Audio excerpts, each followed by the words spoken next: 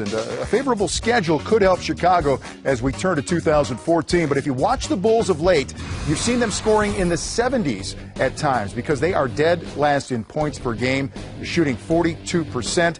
33% from three-point range, and not really defending the three all that great either. They allowed a season-high 13 threes to the Mavericks, who came to town and just beat them up a little bit. So let's dig even deeper now when we bring in our guest, a friend of the show, joining us from FedEx Forum, Casey Johnson of the Chicago Tribune. Casey Hoops is with us, the Bulls beat writer. And Casey, the Bulls could use a little holiday cheer, pushed around by Dallas, as I said. But give us the injury update. What about Luol Deng? Luol is out tonight for the 5th straight game with a sore left Achilles. However, he is very close, so the Bulls finish a back-to-back at home tomorrow night against Toronto. If he doesn't go tomorrow night, I'd see him back in the lineup Thursday at home against the Boston Celtics, so he's very close. Jimmy Butler is playing tonight after re-aggravating the turf toe injury on Saturday night against the Mavericks. So overall, a pretty good night of health for the Bulls, given how widespread the injuries they've had this year. Well, it really is. And I read your recap of the Dallas game, and it was disappointing the way that the Bulls defended that three-point line. Has that been something that's been troublesome for them? Because they're noted, obviously, for being a great defensive team.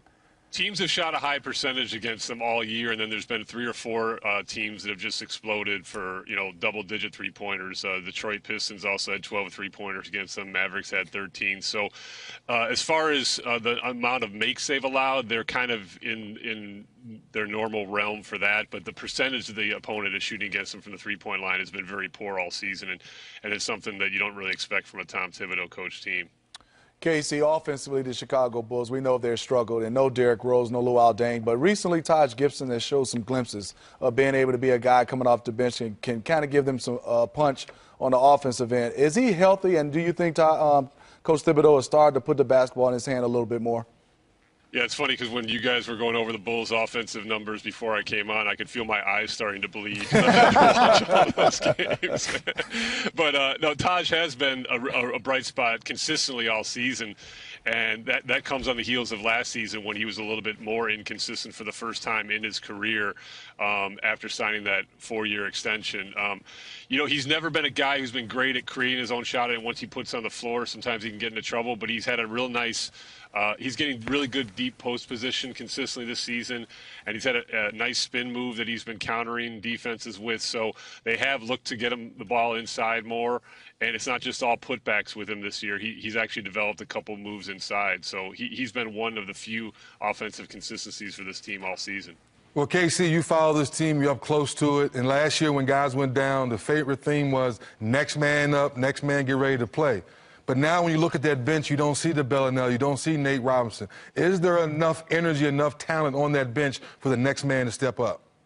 Yeah, I heard you, before I came on say, Augustine is weird. I mean, here's a guy who's on the street, like you said, can't even crack the rotation in Toronto. And believe it or not, he's injected a lot of life into this offense just because he's another guy who can play screen roll. He's, tries to push it up court in transition. He makes quick decisions with the ball. I think he might come back to earth probably a little bit, because he's been a little bit inconsistent the last couple of seasons. But at least he's a guy you can give the ball to, a second ball handler with Heinrich. Again, multiple screen rolls on both sides of the court, and that's what they are missing from last year's team. Bellinelli and Nate, were great at that. The guys who were shot creators, could play screen roll with, and the Bulls really missed that. So I think DJ Augustine's going to play a big role for this team moving forward throughout this season. All right, Casey, let's go big pictures to try to keep Bulls fans happy. Derrick Rose is injured again. Luol Deng, not sure if he's coming back. Boozer may get amnestied. What's the big picture for the Bulls, how this team's going to be successful for the future? Brush up on your overseas play because Nikola Mirotic is going to be coming over hopefully at some point. That's that draft acquisition they had a couple years ago that plays for Real Madrid that they're very, very high on. He does have a pretty high buyout, and I got to believe he's going to want a decent amount of money to come over here because he's not tied to that rookie scale contract anymore. But he's somebody that they really see can inject some life into this offense. And he's really kind of the one of the building blocks that they see for this future, obviously along with the return of Derrick next season. Casey, let's go beyond hoops now. Coach Thibodeau losing his father last week and attended services on this Monday, missed shoot-around, but is returning for the game tonight, which shows a lot about what this game means to him, and I would imagine his family, his father in particular. I think he said it best. We were very respectful of the situation pregame, but he said, look, this is something my dad would have wanted me to do. His father was 83, obviously, had a nice run. But he said it's something my father would have wanted me to do. And also, when he was at the funeral this morning in Connecticut, he saw that his family was doing okay. He also snuck home last week after the matinee in Brooklyn that they won on Christmas Day for a day to spend with his family. And he said when he saw that his family was doing okay, he knew that his dad and his family would have wanted him here tonight. So he missed the shoot-around this morning, but he's back tonight for the game against the Grizzlies. Oh, tough any time, but particularly around the holidays. But Casey Johnson, always great to speak with you. Thank you so much. Right. Appreciate the information. Thanks, we'll talk to you down the road, buddy. All right, sounds good. All right. You guys alluded to this, the fact that Chicago at 11-17, not that far back. Not that far back. Well, to Smitty's point earlier, Derrick Rose may come back. He realizes this knee is not the ACL, that if the team is winning, that I may want to come back and help. But I still have the same problem. You don't have those guys that you had last year that gave you that energy. When you saw Derrick Rose on the end of the bench at the end of the season in the suit, and you saw Bellinelli and Nate Robinson going at Brooklyn, going at Joe Johnson, going at those guys, you were thinking that, wait a minute, if Derrick Rose could come back, oh, man.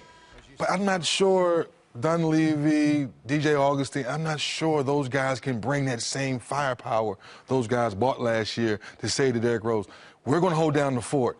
Now, can you come back? Because last year you didn't, but this injury's a little different.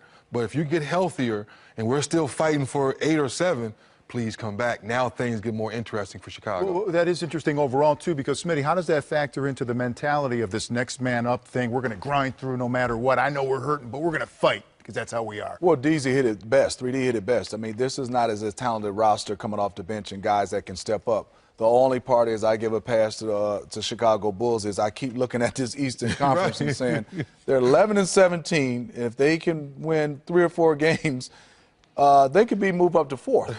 The Toronto Raptors are 13-15. They're 11-17. I do not think this is the type of team that can have the magical run without Derrick Rose last year. But I do think this team can get into playoffs, especially the injuries that's going along with Atlanta and also some different teams. I think they could come in and have a decent season in the playoffs if they can make it, get in somewhere around 7th, 6th or 7th. No, not 6th, not 7th, because then they'll be playing Miami or Indiana. They can make it to 6. They have a chance to have a decent postseason. But Deng is so key because he's got to get back there and provide that scoring that they need, that guy that can be that go-to. Because the reason why I say that, 3D and Vince, Atlanta Hawks, no disrespect to them, without Al Horford right now. Hurt. With Luol Deng and against Atlanta Hawks, you still give the edge to Atlanta Hawks, but I wouldn't count out the Chicago Bulls.